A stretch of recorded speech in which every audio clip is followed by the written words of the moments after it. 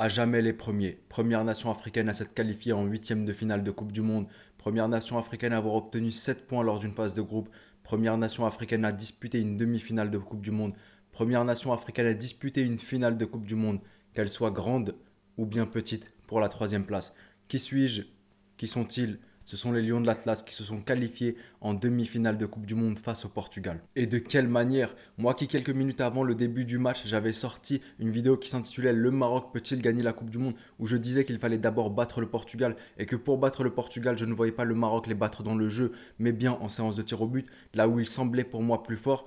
Là où le Maroc n'a pas fait la même erreur que moi, c'est que moi j'ai peut-être sous-estimé le Maroc, c'est que peut-être moi j'ai surestimé le Portugal et j'ai vu un petit complexe. Là où les joueurs marocains, là où l'entraîneur marocain, là où tout le staff a été sans complexe hier face au Portugal. On affrontait le Portugal, certes, on affrontait une équipe qui avait mis 6-1 à la Suisse, sauf qu'on n'a aucun complexe. Et on va jouer comme si on affrontait n'importe quelle équipe à la Coupe d'Afrique des Nations, comme si c'était un match lambda. L'adversaire n'est pas le Portugal, c'est un simple adversaire, il a deux bras, deux jambes comme nous, et on va jouer normal, sans aucun complexe. Là où moi, par exemple, j'ai fait une erreur, là où pas mal d'équipes africaines auraient fait la même erreur de jouer avec énormément de complexes face à des équipes européennes sous prétexte qu'elles sont européennes. Aujourd'hui, le Maroc donne une très très belle image à lui-même, donne une belle image et un exemple à tout pays africain qui veut un jour réussir en Coupe du Monde. Très difficile d'analyser ce match d'un point de vue tactique parce qu'il a plus été vécu avec le cœur qu'avec la raison. Et là où moi j'ai plus de cœur que de raison et que j'arrive pas à analyser ce match tactiquement, cela n'empêche que le Maroc a eu la tactique et le cœur durant ce match, les deux combinés. Comment ça se fait que le Maroc ait pu et n'a pas encaissé plutôt de buts contre la Croatie, contre la Belgique, contre l'Espagne et encore contre le Portugal, alors qu'ils ont quand même de très très beaux joueurs offensifs, alors que certains sont aujourd'hui en demi-finale de Coupe du Monde, que d'autres sont arrivés en quart. Le Maroc a une rigueur tactique, défensive et même offensive et sait jouer avec ses armes. Je vous invite vraiment à regarder les interviews d'après-match ou même les conférences de presse de Walid Regragui. Vous verrez toute l'humilité de cette personne. Vous ne le verrez jamais dire on a été meilleur que ceci ou cela. Il dira toujours on a nos armes, on sait qu'on n'a peut-être pas les mêmes armes, mais avec de l'amour, avec de la tactique, de la discipline, on peut arriver à n'importe quoi. Et je pense que c'est une belle chose parce que c'est une chose qu'on peut aussi transposer dans la vie. On oublie le foot 2 secondes et on transpose ça à la vraie vie. Dans la vraie vie, on ne naît pas tous avec les mêmes cartes dans les mains. Il y en a qui auront des difficultés, il y en a qui auront des facilités, il y en a qui vont grandir dans telle famille. Mais le truc, c'est que une personne qui n'a peut-être pas les bonnes cartes dans sa vie, avec du travail acharné, de la rigueur, de la discipline, de la régularité, peut atteindre le niveau d'une personne qui avait les bonnes cartes dans sa main et qui n'a peut-être pas fourni les efforts nécessaires. Ce que je veux dire par là, c'est que vous avez à l'école des personnes qui ont des facilités. Mais ces personnes qui ont des facilités, parfois ne travaillent absolument pas. Une personne qui a un peu plus de difficultés, mais qui travaille tous les soirs, qui est acharné, qui est régulier et qui donne tout l'âme et tout l'envie, va dépasser la personne qui a des facilités. C'est comme ça, c'est la vie. La vie est récompensée par le travail, j'ai toujours cru en cela. Aujourd'hui, c'est le Maroc qui a eu le droit à cela. Le Maroc a énormément travaillé avec beaucoup d'âme, avec beaucoup de cœur, ce qu'on a vu sur le terrain aujourd'hui et durant cette Coupe du Monde. Mais il faut aussi voir tout ce qu'il y a derrière, les installations mises en place au Maroc, les meilleures installations en Afrique avec d'autres pays, ça se compte sur les doigts d'une main et même les doigts d'une main, c'est beaucoup trop pour compter ces pays.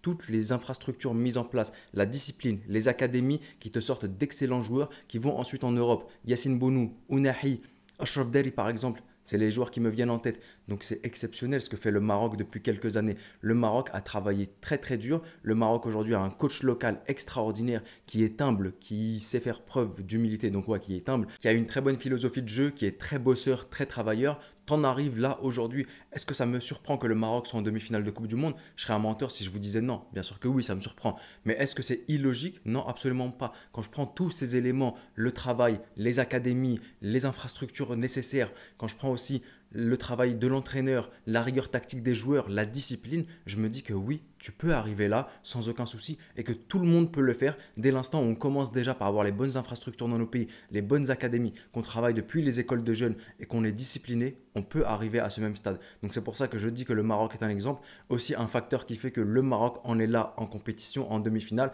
un facteur que peut-être certaines personnes négligent. La Coupe du Monde est au Qatar.